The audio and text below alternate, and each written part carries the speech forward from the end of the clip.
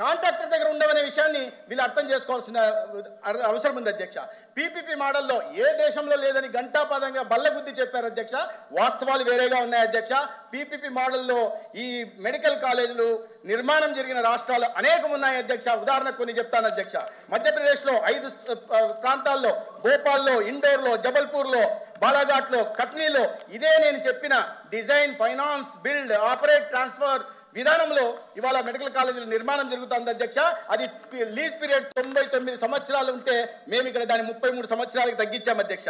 తర్వాత ఉత్తరప్రదేశ్లో 3 కాలేజీలు పీపీపీ నిర్మాణమై చాలా నాణ్యమైన వైద్య విద్యని, మెరుగైన వైద్య సేవలను కూడా అందిస్తున్న కాలేజీలు ఉన్నాయి అధ్యక్ష. అది షామ్లీ, సంబాల్, మహారాజ్గంజ్ అధ్యక్ష. అదేవిధంగా జార్ఖండ్ కాంగ్రెస్ కూటమి ప్రభుత్వం ఉన్న చోట కూడా ధన్బాద్, దేవఘర్, గిరిడి, ఈస్ట్ సింగభూములలో కూడా ఇదే పీపీపీ మోడ్లో ఇవాళ కళాశాలల నిర్మాణం జరిగి బ్రహ్మాండంగా అమలవుతున్నాయి అధ్యక్ష. వైద్య విద్య పేద విద్యార్థులకు అందుతూ ఉంది. రెండో వైపు వైద్య సేవలు కూడా అందుతున్నాయి అధ్యక్ష. రెండోది వాళ్ళు చెప్పింది దీన్ని ప్రైవేట్ హాస్పిటల్తో పోల్చారు అధ్యక్ష. నేను చాలా స్పష్టంగా చెప్పాను ఏంటి పీపీపీ మోడల్ అంటే ఏంటి, ప్రభుత్వం ప్రైవేటు ఇదేంటి, ప్రభుత్వ భాగస్వామ్యం ఏంటి అనే విషయాన్ని చెప్పడం జరిగింది అధ్యక్ష. వీళ్ళు మాట్లాడారు అధ్యక్ష. ప్రైవేట్ హాస్పిటల్లో 10% మాత్రమే ఉంటాయి, ఈ ఆసుపత్రులు కూడా 10% ఉంటాయని చెప్పారు. అది కాదు, నేను చాలా స్పష్టంగా 70% ఉంటాయని చెప్పారు అధ్యక్ష. ఎన్టీఆర్ వైద్య సేవ కింద స్పష్టంగా మెరుగైన వైద్య సేవలు ఈ అన్ని ఆసుపత్రుల్లో కూడా అందుతాయనే విషయాన్ని నేను చెప్పడం జరిగింది. వారు ప్రధానంగా మరి ఆరోగ్యశ్రీ గురించి ప్రస్తావించారు. ఈ ఎన్టీఆర్ వైద్య సేవ మీద ప్రధానంగా బడ్జెట్ పెంచి ఇవాళ ఒక విషయం చెప్పాలి అధ్యక్ష. ఈ విషయం చెప్పాలి, పెంచాలనే విషయాన్ని కూడా నేను చెప్పదలుచుకున్నా.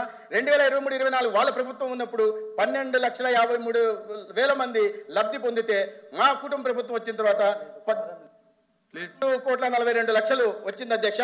ముఖ్యంగా ఒక్క విషయం మాత్రం చూపి పూర్తి చేస్తాను అధ్యక్ష. వాళ్ళు అన్నారు చంద్రబాబు నాయుడు గారి కాలంలో ఒక్కటంటే ఒక మెడికల్ కాలేజ్ రాలేదు అనే విషయాన్ని వాళ్ళు ప్రస్తావించారు అధ్యక్ష.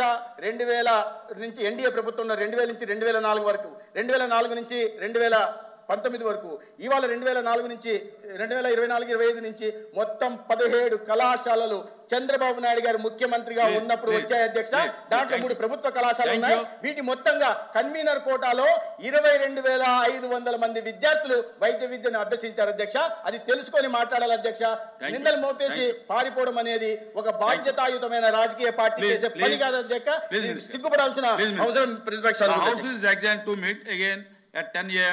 on Thursday, the 25th day of September 2025.